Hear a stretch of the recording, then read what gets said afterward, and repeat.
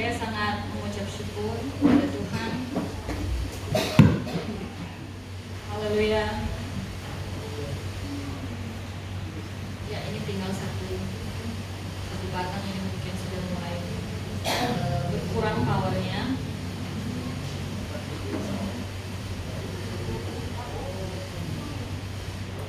Tes mic dulu. Shalom. Shalom. Haleluya. Puji Tuhan. Haleluya, puji Tuhan. Sekali lagi salam sejahtera bagi kita semua. Selamat kita mau mendengarkan suara Tuhan. Haleluya. Sebagai awal, tadi sudah diperkenalkan nama saya Dene dan marga saya Turangan. Saya berasal dari Lamongan, tetapi di Manado kami tinggal di Binangun. Sebagian dari sini yang ada saya lihat sudah familiar, ada ibu-ibu janda, puji Tuhan, ada juga saudara-saudara dalam komunitas PT Families. Saya sangat mengucap syukur karena pertemuan yang indah dengan semua yang hadir di sini, karena yang sudah Tuhan kerjakan bagi kita. Dalam persekutuan ini ada berkat-berkat Tuhan yang Tuhan akan berikan bagi saya dan saudara. Puji Tuhan. Saudara di dalam Tuhan Yesus Kristus bisa dengar sampai di belakang sana? Boleh? Haleluya. Puji Tuhan. Ya. Dikuatkan lagi. Baik. Iya. Kesempatan ini saya akan membagikan berkat firman Tuhan yang sudah memberkati saya terlebih dahulu. Bisa dengar di belakang? Ya, supaya bisa terdengar, kita sama-sama konsentrasi untuk mendengarkan firman Tuhan. Amin. Haleluya. Tuhan. Dan hari Kamis kalau tidak salah, Ibu Pendeta Anita Lekes sampaikan untuk pelayanan ini. Ketika itu saya belum langsung mengiyakan. Karena apa? Karena saya kalau melayani itu saya butuh banyak waktu. Ya. Sementara saya waktu itu sudah ada jadwal pelayanan untuk hari Minggu yang barusan, dan harusnya tadi pagi itu ada pelayanan di kantor DPRD. Tetapi pelayanan di kantor DPRD ini batal karena mereka ada undangan. Jadi anggota-anggotanya tidak bisa menghadiri, jadi mereka tunda ke minggu depan, Senin minggu depan. Jadi seperti itu. Waktu disampaikan kepada saya bilang kasih waktu saya untuk menjawab sampai besok. Tiba-tiba besoknya saya dapat pertanyaan lagi. Ibu, boleh toh hari Senin? Saya bilang saya sebenarnya belum memikirkan itu, karena saya mempersiapkan pelayanan untuk hari Minggu terlebih dahulu. Sementara saudara, saya juga mempersiapkan untuk pertemuan rutin PT Families dalam rangka Hari Kasih saya. Jadi momen ini kita gunakan untuk pertemuan ibadah rutin. Saudari dalam Tuhan, entah kenapa kemudian saya bilang oke, gitu. Nah, akhirnya saudara, sebagaimana apa yang jadi prinsip saya, bahwa kalau pelayanan itu harus dipersiapkan. Pertama, yang kedua, kalau pelayanan itu adalah keterbebanan sehingga tidak menjadi beban. Nah, ketika itu saya malah menjadi beban bagi saya. Saya bilang, Tuhan, ini 3 pelayanan yang harus saya persiapkan dalam waktu yang singkat dengan bukan dari lulusan sekolah Alkitab, sehingga begitu ditunjuk pelayanan ingat ayat-ayatnya atau mengalir begitu saja, saudara. Saya tipe orang yang bisa dikatakan sistematis dalam pelayanan. Dan yang paling pokok, saya harus mempersiapkan itu karena kebutuhan saya secara pribadi. Ya, saya mau banyak belajar tentang firman Tuhan. Saya mau banyak belajar tentang Tuhan itu sendiri. Jadi, saya men-challenge atau memberi tantangan kepada diri saya untuk setiap pelayanan itu berbeda topik atau berbeda rema yang harus saya sampaikan. Nah, itulah kemudian saudara, harus berbeda itu yang kadang-kadang menjadi beban buat saya. Tetapi saudara, saya mau saksikan di sini pelayanan ini baru saya persiapkan tadi pagi sampai menjelang siang sebelum datang ke sini, karena manusiawi sekali ketika kami ada aktivitas rutin, kami juga healing, semacam ada liburan bersama dengan teman-teman penulis. Kebersamaan kami itu saya rindu sekali membagikan di medsos. Jadi saudara, mengambil waktu saya juga. Nah, tetapi saya mau katakan saudara, ketika saya kemudian benar-benar serius untuk mempersiapkan ini, padahal ada intimidasi. Iblis bilang nanti tidak siap, nanti menghadapi pembala ini bukan jemaat. Apa yang mau disampaikan? Ketika itu saya berdoa kepada Tuhan. Saya berdoa, saya bilang, Tuhan, saya tidak mau pelayanan ini jadi beban.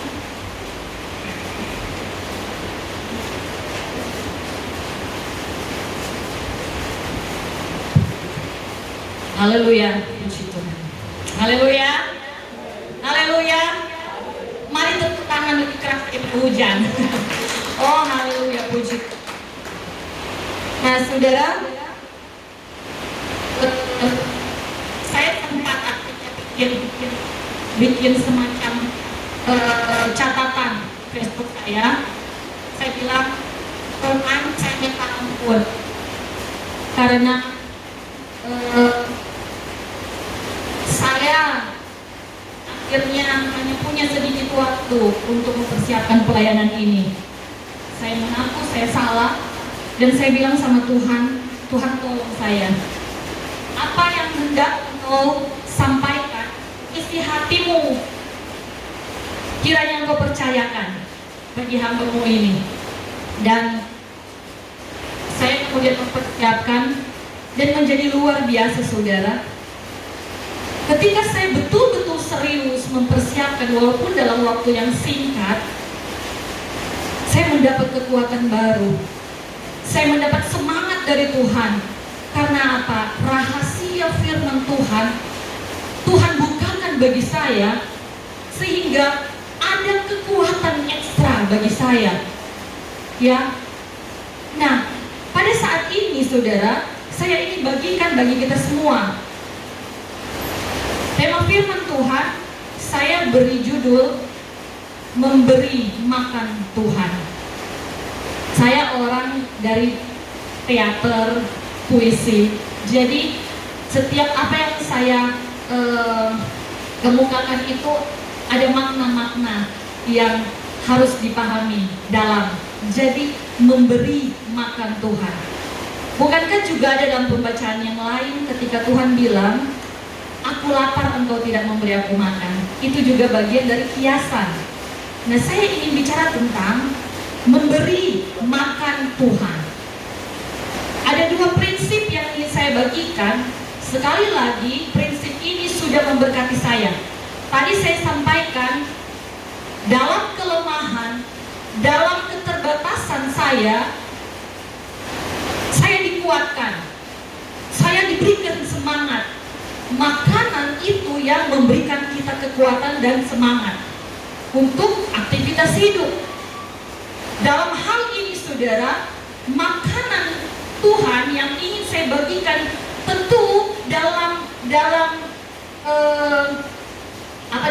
nilai-nilai rohani. Haleluya. Dua prinsip.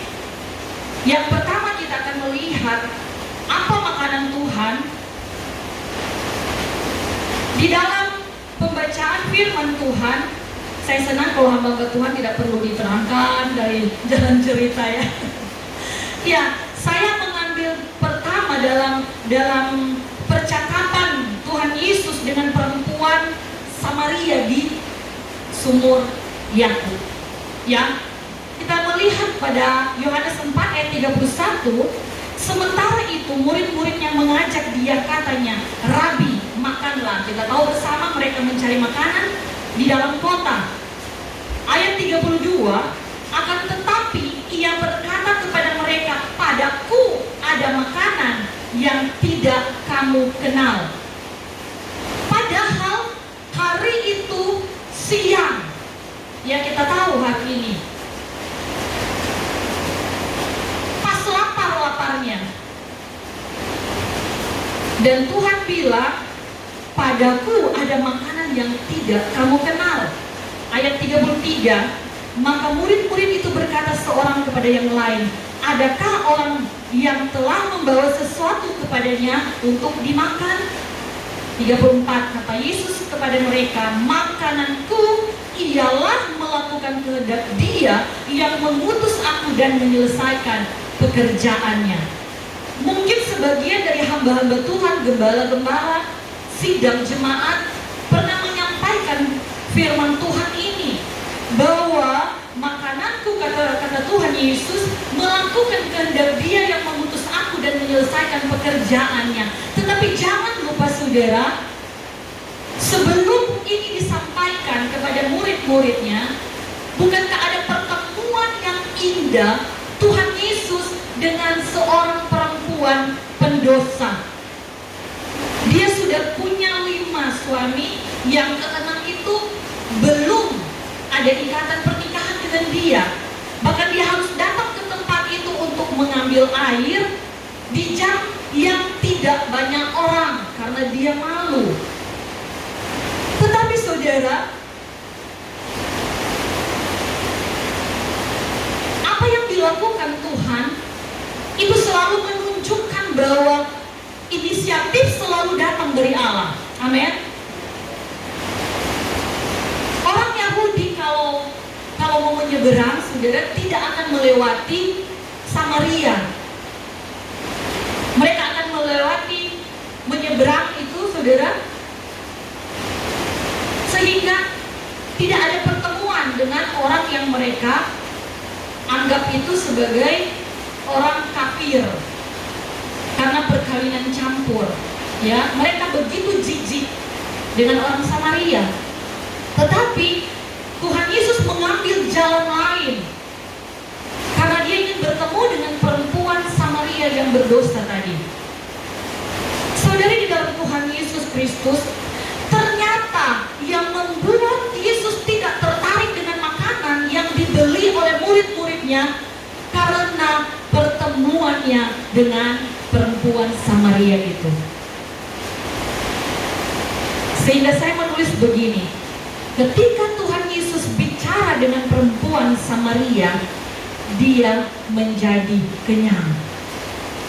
Sekali lagi, ketika Tuhan Yesus menyampaikan firman Tuhan kepada orang yang berdosa ini, Tuhan Yesus menjadi kenyang. Dan itu berarti, saudara, ketika Tuhan melayani saya dan saudara, Dia sebenarnya sedang makan. Haleluya, puji Tuhan. Sehingga makanan jasmani itu buat dia tidak menjadi prioritas. Dan ini dia ajarkan kepada murid-muridnya. Melayani itu akan memberikan kita kekuatan yang baru. Amin. Haleluya. Puji Tuhan. Nah, prinsip yang kedua, kapan Tuhan makan? Kita melihat, saudara, di dalam Lukas 10 ayat 38 sampai 42, ketika Yesus, saya baca 38, Lukas 10, ketika Yesus dan murid-muridnya dalam perjalanan, tibalah ia di sebuah kampung. Seorang perempuan yang bernama Marta menerima dia di rumahnya. Perempuan itu mempunyai seorang saudara yang bernama Maria. Maria ini duduk dekat kaki Tuhan dan terus mendengarkan perkataannya. Ayat 40. Sedang Marta sibuk sekali melayani. Ia mendekati Yesus dan berkata, Tuhan, tidakkah engkau peduli bahwa saudaraku membiarkan aku melayani seorang diri? Suruhlah dia membantu aku. Tetapi Tuhan menjawabnya, Marta, Marta, engkau khawatir dan menyusahkan diri dengan banyak perkara. Ayat 42, tetapi hanya satu saja yang perlu. Maria telah memilih bagian yang terbaik, yang tidak akan diambil daripadanya. Tadi, kalau kita hubungkan dengan pertanyaan saya, kapan Yesus makan? Kapan Tuhan makan? Ketika Marta begitu sibuk sekali melayani, mempersiapkan semua yang dibutuhkan bagi Yesus dan murid-muridnya, akhirnya yang terjadi, dia hanya fokus kepada pelayanan jasmani. Ya, dia tidak fokus kepada Tuhan, teralihkan pandangannya pada perkara-perkara jasmani. Mungkin sama-sama kita pernah menyampaikan tentang hal ini. Bagaimana perbandingan antara Marta dan Maria.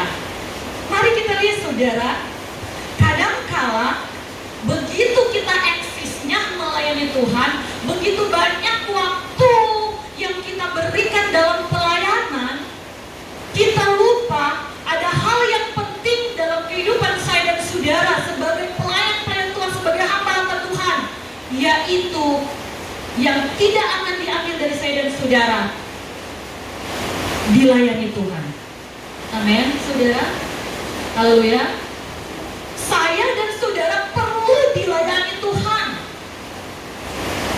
Enggak mungkin banyak waktu terbuang, ada pelayanan A, ada undangan A, ada pelayanan B, ada undangan B. Oh tidak kok, itu kan juga melayani Tuhan. Tetapi Tuhan ingatkan bagi saya dan saudara, yang tidak akan diambil dalam kehidupan saya dan saudara itu adalah mendengarkan Tuhan secara pribadi. Duduk di kaki Tuhan. Jangan engkau sibuk memberi makan orang, makanan rohani, khotbah sana, melayani di sana, melayani di sini, sementara engkau kosong sendiri, saudara. Amin. Kalau engkau mau memberi makan orang lain, engkau yang dulu terlebih dahulu kenyang. Amin. Haleluya. Kalau engkau akan memberikan sesuatu kepada orang lain, kehidupanmu penuh dulu, baru bisa engkau bagikan sesuatu bagi orang lain. Amin. Itu tidak akan diambil daripadamu. Itu milik pribadi. Kebersamaan dengan Tuhan, hadirat Tuhan, firman Tuhan, dengar suara Tuhan. Amin. Haleluya. Makanya kadang-kala, saudara, kalau kita melihat mungkin di antara saya dan saudara di tempat ini, ada masa-masa kelam yang Tuhan izinkan, ada pergumulan-pergumulan yang Tuhan izinkan. Di situ Tuhan mau ajarkan saya dan saudara untuk berpengalaman dengan Tuhan secara pribadi, kemudian dengan kesaksian itu engkau bisa menguatkan orang lain. Amin. Kalau engkau tidak pernah ada dalam masalah, engkau tidak bisa menyelesaikan masalah orang lain kalau tidak ada pengalaman bersama dengan Tuhan. yang memberikan engkau jalan keluar. Amin, haleluya. Puji Tuhan saudara. Terkadang yang kita fokuskan adalah begitu eksis, ingin diakui. Kita ini hamba Tuhan, kita ini gembala sidang, kita ini penginjil, kita ini pendoa. Kita begitu mau diakui, mau dihormati, yang mau dihargai. Dan kadang-kala kita sibuk membandingkan apa yang sudah kita kerjakan dalam pelayanan dengan pelayanan orang lain. Kita kehilangan fokus, saudara. Dan apa yang terjadi seperti Marta, ada kepentingan pribadi di situ.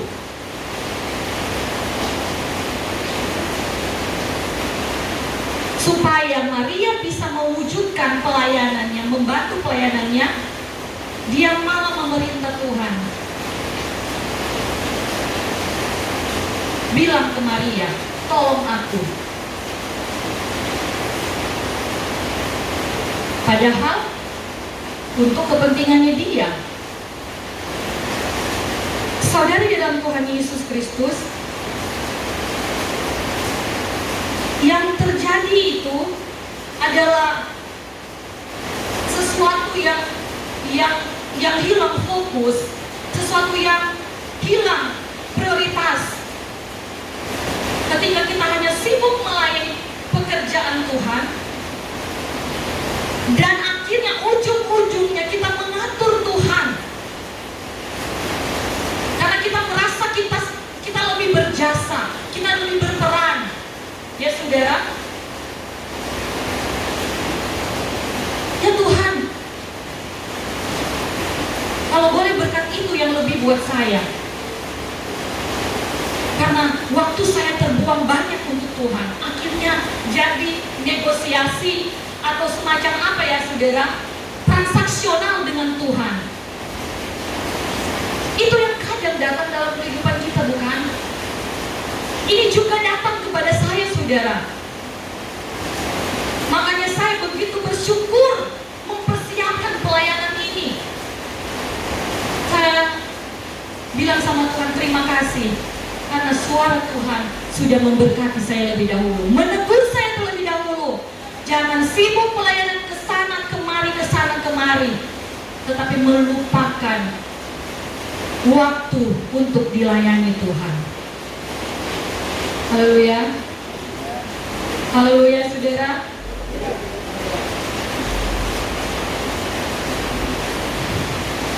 Saya tidak tahu hamba-hamba Tuhan di sini, gembala-gembala di sini, kalau setiap pelayanan itu mempersiapkan dulu atau malah jadi menggampangkan, sudah hafal. Dan kadang-kala saudara, bukan kadang-kala, saya pernah diskusi dengan seorang hamba Tuhan. Saya bilang begini, luar biasa kan khotbahnya, sangat memberkati saya. Terus apa yang disampaikan oleh teman hamba Tuhan itu khotbah biasa, dia khotbah itu. Pokoknya kalau setiap ada ucapan syukur, itu dia khotbah. Jadi sota biasa itu, mulut itu keluarkan, betul itu firman, betul itu menyasar, tetapi memberkati orang lain belum tentu memberkati seorang pengkhotbah yang menyampaikan itu, karena itu saja yang dia sampaikan. Memang ada berkat baru saudara, tetapi kita harus ada sebuah prioritas, ada komitmen kita untuk kita mendapatkan pelayanan dari Tuhan, untuk mendengar suara Tuhan secara pribadi.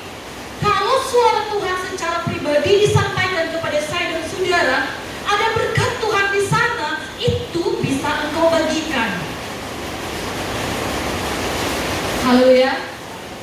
Makanya saya ajak kepada kita semua, sebelum ada pelayanan, kalau ada waktu, kecuali ditunjuk langsung ya saudara, kalau ada waktu, persiapkan dirimu dengan Tuhan.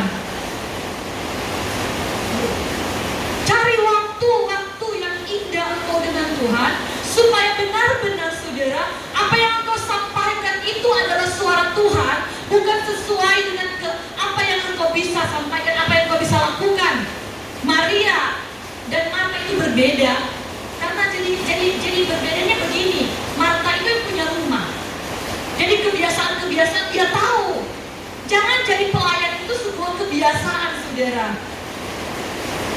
Amin. Jadikan pelayanan itu momentum engkau juga untuk memberi Tuhan makan. Haleluya. Puji Tuhan. Haleluya. Jadi sebelum kita melayani Tuhan, Tuhan mau melayani kita terlebih dahulu. Kita mendengarkan Tuhan, kita kenyang dulu dan kita baru bisa memberi orang lain makan.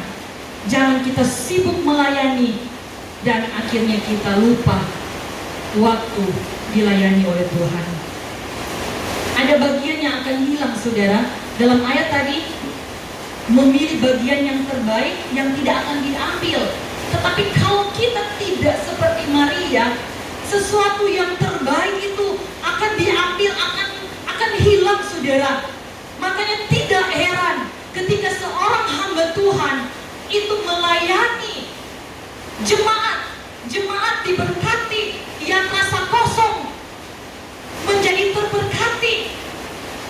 Gembala sendiri rasa kosong, ya, atau apa, saudara? Jemaat yang kita layani puas, kita sendiri menjadi kering. Orang yang kita layani kenyang, orang yang kelaparan secara rohani. Sedikit-sedikit khawatir, sedikit-sedikit memikirkan hal-hal yang tidak penting. Ya, saudara, orang yang kita layani menjadi sehat, kita yang sakit. Untuk itu, saudara, mari kita memilih bagian yang terbaik yang tidak akan diambil dari kita. Amin. Haleluya. Haleluya, puji Tuhan. Karena apa, saudara? Tuhan tidak pernah dipuaskan dengan pencapaian saya dan saudara. Sekali lagi, Tuhan tidak pernah dipuaskan, dikenyangkan dengan pencapaian kita dalam pelayanan. Oh, saya ketua ini, oh saya sudah sekian tahun melayani. Tidak, saudara.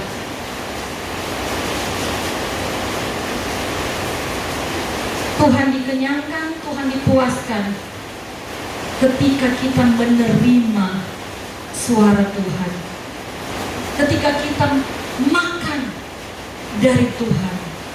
Amin. Haleluya. Puji Tuhan. Tuhan hanya dikenyangkan ketika kita haus dan lapar akan firman-Nya.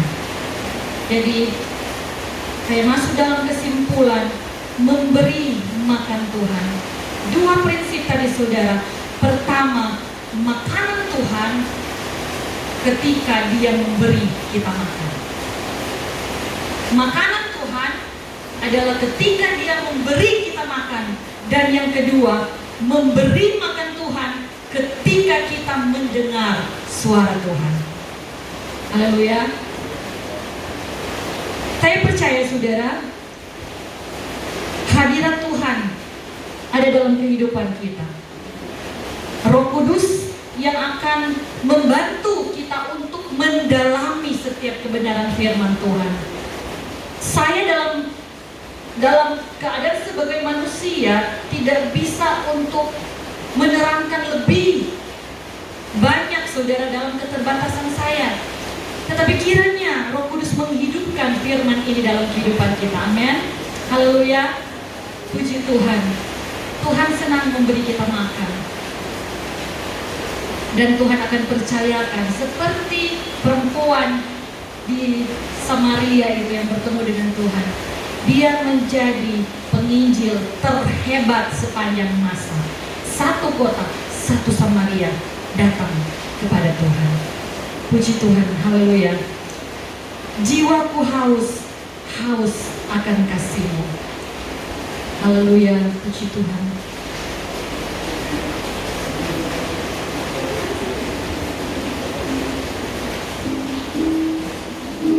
Jiwaku haus akan kasih-Mu. Haleluya.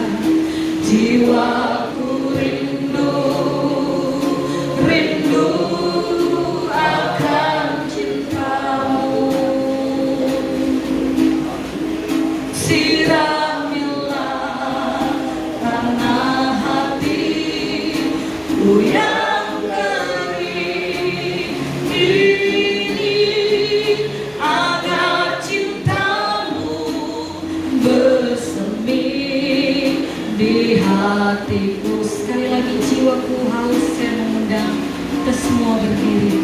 Jiwaku haus, haus akan kasih-Mu. Jiwaku rindu, rindu akan cinta-Mu. Siramilah taman hatiku yang kering ini, agar cinta-Mu bersemi di hatiku. Oh Yesus, oh Yesus, kekasihku, hanyalah Kau. Amin, haleluya. Lama bukan kukir di hatiku, Tuhan, seumur hidupku hanya bagi-Mu. Yesus, Tuhan setia, setia selamanya. Saudara dalam Tuhan, saya saksikan tadi saat saya mempersiapkan ini, saya merasa begitu berdosa karena teralihkan perhatian saya, waktu saya untuk hal-hal yang lain. Tetapi saya bersyukur kepada Tuhan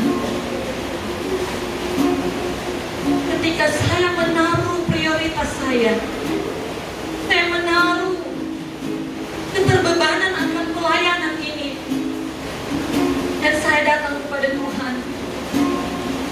Tuhan, kuatkan saya dengan suara hatinya. Tuhan, mampukan saya. Saya bersyukur kepada Tuhan.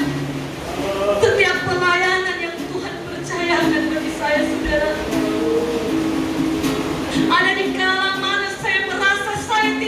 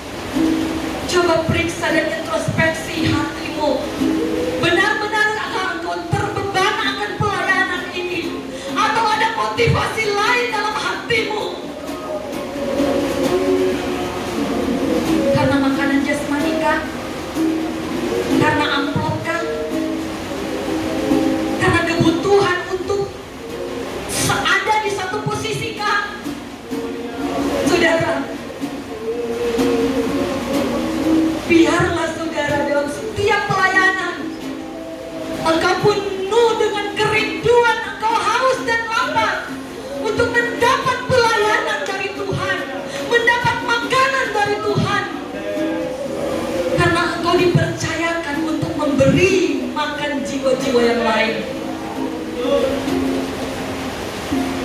Haleluya. Haleluya. Jiwaku haus. Saya serahkan kepada penanggung jawab. Haleluya. Jiwaku haus, haus.